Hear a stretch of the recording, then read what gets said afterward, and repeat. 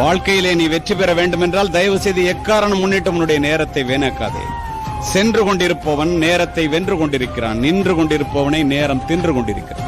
இந்தியர்கள் கடிகாரத்தில் மணியை மட்டும் பார்க்கின்றோம், அமெரிக்கர்கள் மணியோடு சேர்த்து நிமிடத்தையும் பார்க்கின்றார்கள், ஜப்பானியர்களும் ஐரோப்பியர்களும் நிமிடத்தோடு சேர்த்து வினாடியையும் பார்க்கின்றார்கள்.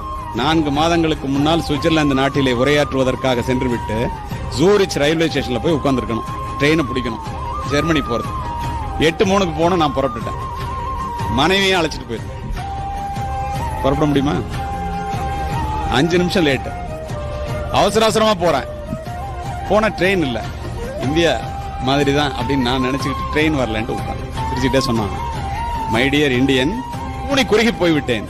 இந்த ட்ரெயின் 1 மணி நேரத்துக்கு 850 கிலோமீட்டர் வேகத்துல போறதுடா, நேரம் பாதி தூரம் போயிருக்கும், நீ லேட்டா வந்திருக்க போடாங்க. திரும்பி மனைவியை பார்த்தேன். ஒரு டிக்கெட் 57,000 ரூபா, 2 டிக்கெட் 1,14,000 ரூபா.